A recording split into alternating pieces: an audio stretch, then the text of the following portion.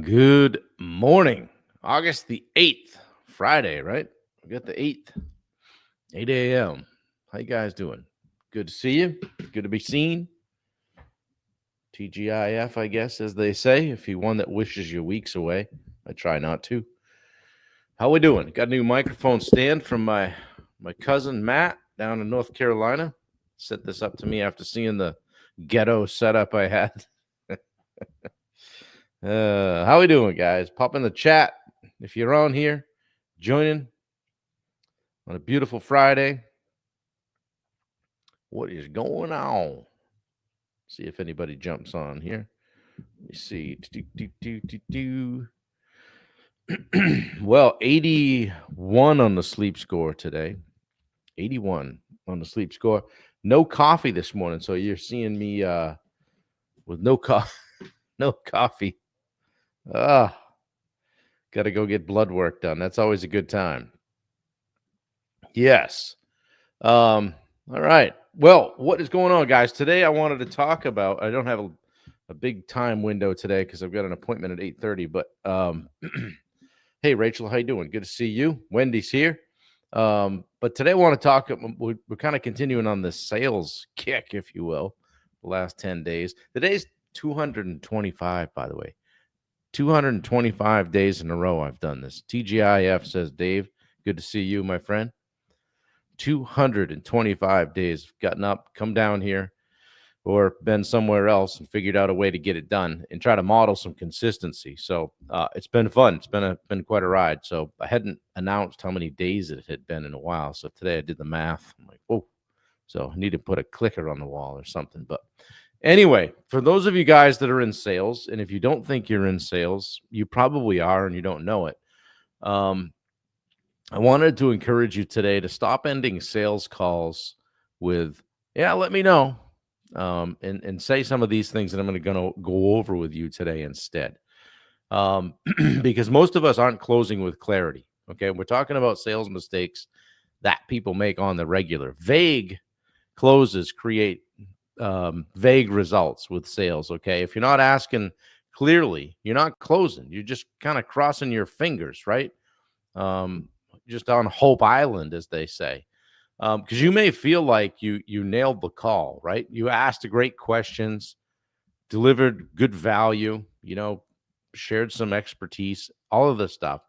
You may have even talked about the money. And then at the end, you say it. Cool. Just let me know what you think. Click. And off they go. They're still on the street, right? We haven't taken them off the street. So you lose the momentum. There's no urgency, no clear next step, and no control. So if you're not closing clearly, you're really not closing at all. Okay. The mistake is that people are ending calls with let me know or hey, think about it, get back to me, think about it. They're avoiding direct language because it feels pushy. They don't want to be pushy. Okay. Good morning, Josh Baker. How are you? Good to see you. Pop in the chat. How are you doing on a scale of 1 to 10? Fred Turner is watching from Northern Maine. Good to see you, Dad. Yeah, ending calls with, well, let me know, think about it, versus being a little bit more direct. And I'm going to share that with you in a second. Don't want to feel pushy. Assuming they'll follow up instead of leading with the next step, instead of booking a call from a call. Okay.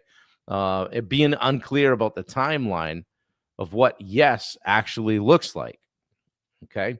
So we're having these calls for a reason, or you're going to somebody's house for a reason, to look at their project or to talk with them about becoming a client, any of that stuff. But if we're not being intentional about it, guys, then we're just kind of spraying and praying, so to speak. Okay. Wendy's hopping in there, popping in some links for us. One of the links is for the Mach 5 conference that we're having in Houston, Texas. Just put out a cool graphic on that yesterday with all the speakers and adding stuff every day. So it's pretty cool. So what I wanted to challenge you guys to do is lead with a clear, confident close. You've heard of closing. On sales, it's a close. They actually have people that are closers. So that's all they do is close. Instead of, hey, let me know, try this. Would you like to move forward with this today? Is that pushy? I don't think it's pushy. Hey, is this something that you wanted to get started with this month? I don't think that's pushy. Hey, here's what the next step would look like. Are you ready for that? Or, hey, this sounds like a great fit. I'm going to send over the agreement so we can get started. See, people want to be led, right? They don't know your sales process, so you have to demonstrate it. Okay, you're not being pushy; you're being professional.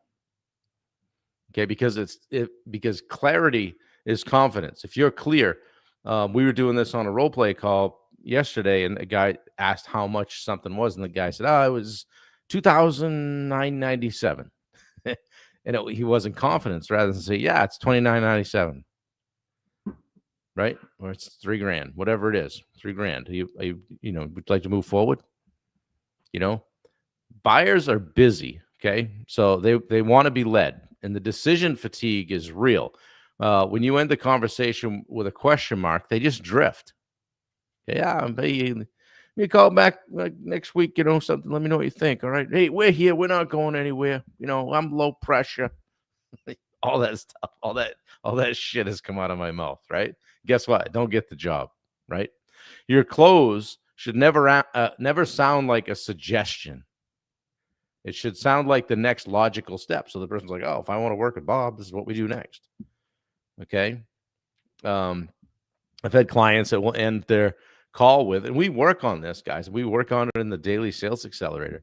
They'll end the call with, "Yeah, I'll send this over and you can think it over." What are we doing next? There's no definitive next step. Once we switched to, "Would you like to move forward with this today?" and then be quiet, they started doing more deals. They started getting more direct answers anyway. Somebody saying, no is still a win, right? Because we got some clarity. We're looking for clarity on. We don't want a bunch. I remember I used to have a whiteboard of about $4 million worth of projects that were kind of running, and it was just kind of Hope Island, but they'd be, "Oh, well, that guy said he might do an addition. This guy said he might do that. This guy said he might do that." But had I been more assertive in tracking that stuff down, who knows the amount of business I may have done, right? So get the direct answers. So this week, guys, close with confidence. If you've got sales interactions coming up, or maybe some discovery calls on the phone, or whatever your business is, close with confidence. Don't leave it open-ended. I would challenge you to not leave a phone call with, "Yeah, well, think about it. Give me back. Hey, I'm out next week. Circle back with me after that." No. Hey, do you have your calendar right in front of you? Yeah. How does August 25th sound? I think it's a Monday. Yeah, 2:00. Yeah, that work? Boom. I'm going to put it on my schedule. Now you've got something you can go to, right? Don't leave it open-ended. Ask for the next step and then just lead them right there. So like I said, even if the answer is no, the clarity that you get is still a win. Okay. So drop a fist pump in the comments if that resonated with you, or, say something to yourself today like, "I close with clarity. I lead with confidence." Okay. Because that stuff, it shows through in your sales calls, guys. I used to get out of my truck and smile in the mirror before if I was in an ugly mood or something. Make sure you smile in the mirror. Do it before you pick up the phone too. It's been shown that studies show that it actually matters. So yeah, exactly. John Daggett, good to see you. Yeah, I hope your practice is going well, man. Would love to get together sometime. Yeah, the only thing worse than hearing no is never asking for a yes. Okay. "Hey, does this sound like it might work for you? Hey, it sounds like you might want to move forward. Should I put the paperwork together?" Whatever it is. Okay. Be more assertive. You can be assertive without being pushy. Okay. But don't be pushy. Nobody likes that. So anyway, guys, I hope this is helpful for you today. I hope you have a great day lined up, great weekend. We're kicking around the idea of maybe doing a hike tomorrow, get those Katahdin legs in shape. And Wendy's done such a great job with all the wedding stuff, as I've been on phone calls all day long, that we're probably going to have the time to do that. So we'll see what happens, see what the weather brings. Go out and beat ourselves up a little bit. Get the hiking legs under us. Yeah, check out Tyler Kirk's Legacy Media website.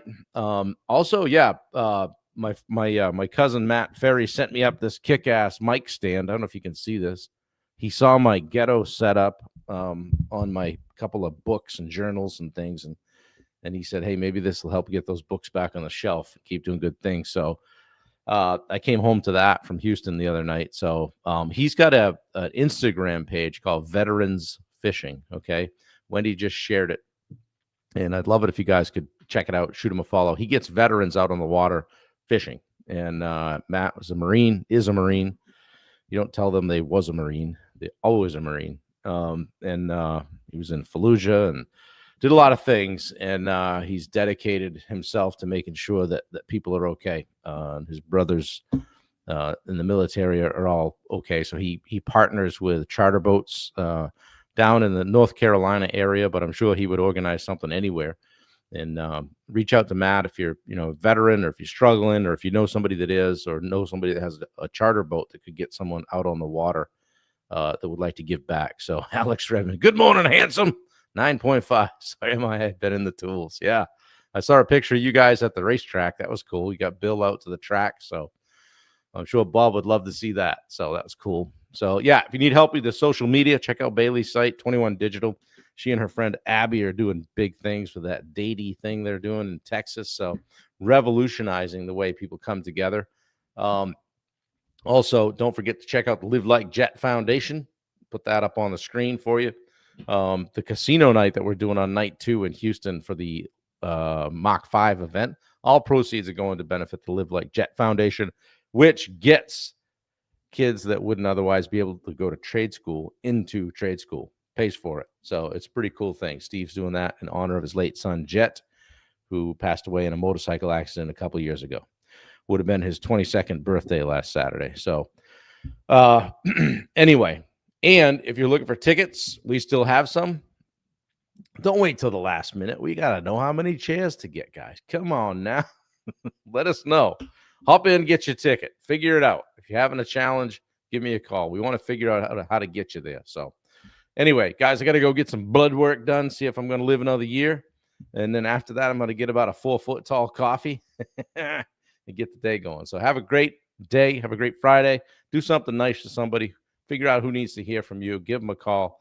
And I will see you. If you see me tomorrow and we do end up hiking, I'll probably do it at the butt crack of dawn. And you'll be watching the rewind unless you get up at 4 a.m. like Dave Howard. So Rachel says celebrating a 10-year anniversary. That's awesome. Good for you. Yeah, have a great one. You as well. Alex, good to see you, man. Take care. You guys know where to find me if you need me. All right, I'm out. Have a great day.